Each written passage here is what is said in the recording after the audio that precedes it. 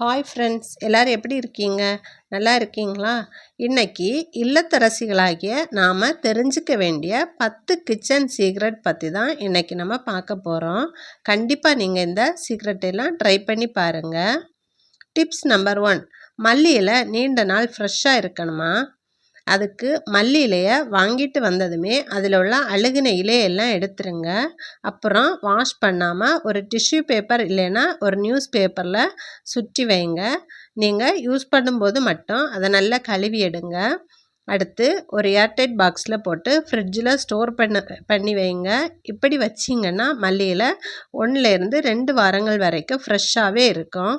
கண்டிப்பாக இந்த டிப்ஸை ட்ரை பண்ணி பாருங்கள். டிப்ஸ் நம்பர் 2, பிஸ்கட்டு நமத்து போகுதா? பிஸ்கட் கவரை பிரிச்சுட்டு ரொம்ப நேரம் வெளியில் வச்சுருந்தீங்கன்னா மொறுமொறுப்பு போய் பிஸ்கட் ரொம்ப சாஃப்ட் ஆகிடும். அந்த மாதிரி பிஸ்கட்டை நீங்கள் தூக்கி எறியாதீங்க. பிஸ்கட் டப்பாவில் ஒரு டிஷ்யூ பேப்பரை வச்சுட்டு பிஸ்கட்டை வைங்க.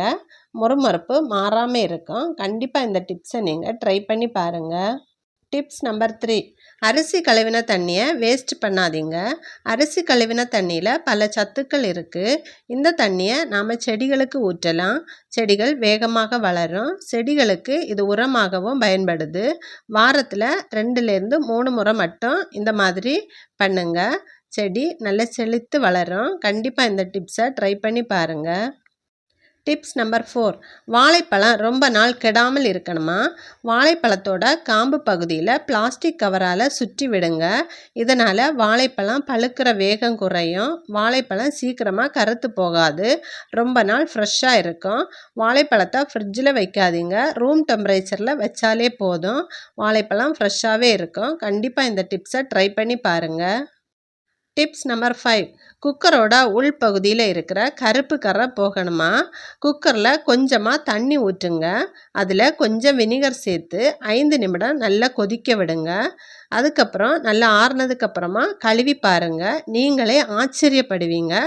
குக்கர் புதுசு போல் மாறுங்க. கண்டிப்பாக இந்த டிப்ஸை நீங்கள் ட்ரை பண்ணி பாருங்கள். டிப்ஸ் நம்பர் 6, தேங்காய் ஈஸியாக உடைக்கணுமா? சில நேரம் தேங்காய் உடைக்க ரொம்ப நேரம் ஆகும். எவ்வளவு அடித்தாலும் உடையாது. இந்த டிப்ஸை ட்ரை பண்ணி பாருங்கள். தேங்காயை உடைக்கிறதுக்கு முன்னாடி 30 நிமிஷம் ஃப்ரீசரில் வச்சு எடுத்து பாருங்கள். அதுக்கப்புறம் உடைங்க. ஈஸியாகவே உடைக்க வரும். நேரமும் மிச்சமாகும். கண்டிப்பாக இந்த டிப்ஸை ட்ரை பண்ணி பாருங்கள். டிப்ஸ் நம்பர் 7, கத்தி கூர்மை குறைந்து விட்டதா? ஒரு செராமிக் கப்பை எடுத்து அதோட கீழ்ப்பகுதியில் கத்தியை மெதுவாக தேய்ச்சி எடுங்க. இந்த மாதிரி 2 பக்கமும் தேய்ச்சி எடுங்க. கத்தி நல்ல ஷார்ப்பாகிடும். கண்டிப்பாக இந்த டிப்ஸை ட்ரை பண்ணி பாருங்கள். டிப்ஸ் நம்பர் 8, பச்சை மிளகாய் காரம் கையில் ஒட்டாமல் இருக்கணுமா? சில நேரம் நம்ம பச்சை மிளகாயை கட் பண்ணதும் கை 2மே நல்லாவே எரியும். இனிமேல் அந்த கவலையை விடுங்க. இந்த டிப்பை ட்ரை பண்ணி பாருங்கள். மிளகாய் நறுக்கிறதுக்கு முன்னாடி கையில் கொஞ்சம் எண்ணெய் தடவுங்க. இதனால் காரம் கையில் ஒட்டாது. நறுக்கினதுக்கு அப்புறமா சோப்பால் கையை கழுவிடுங்க. அப்புறம் கை எரிச்சலே இருக்காது. கண்டிப்பாக இந்த டிப்பை ட்ரை பண்ணி பாருங்கள். டிப்ஸ் நம்பர் 9, எலுமிச்சையில் அதிகமாக சாறு வரணுமா? எலுமிச்சையை வெட்டுறதுக்கு முன்னாடி 1 நிமிஷம் கீழே வச்சு நல்லா உருட்டுங்க. லேசாக அழுத்திட்டு உருட்டுங்க. இதனால் உள்ளே இருக்கிற சாறு நல்லா லூஸ் ஆகும். பிழியும் போது அதிகமான சாறும் கிடைக்கும். நம்ம 2 பழம் எடுக்கிறதுக்கு 1 பழம் எடுத்தாலே போதுமான சாறு கிடைக்கும். நீங்கள் கண்டிப்பாக இந்த டிப்ஸை ட்ரை பண்ணி பாருங்கள். டிப்ஸ் நம்பர் 10, இடியாப்ப மாவு சுலபமாக பிழியணுமா? சில நேரம் இடியாப்ப மாவு பிழியும் போது நமக்கு ரொம்ப கஷ்டமாக இருக்கும். பிழியவே வராது. நீங்கள் இந்த டிப்ஸை ட்ரை பண்ணி பாருங்கள். இடியாப்ப மாவை பிசையும் போது சிறிதளவு எண்ணெய் அல்லது நெய் சேர்த்து பிசையுங்க. இடியாப்ப மாவு நமக்கு பிழியறதுக்கு ஈஸியாகவே இருக்கும். கண்டிப்பாக இந்த டிப்ஸை ட்ரை பண்ணி பாருங்கள். இந்த 10 கிச்சன் டிப்ஸில் உங்களுக்கு எந்த டிப்ஸு ரொம்ப யூஸ்ஃபுல்லாக இருந்துச்சுன்னு கமெண்ட் பண்ணுங்கள். நம்ம சேனலை சப்ஸ்கிரைப் பண்ணி சப்போர்ட் பண்ணுங்கள். தேங்க்யூ.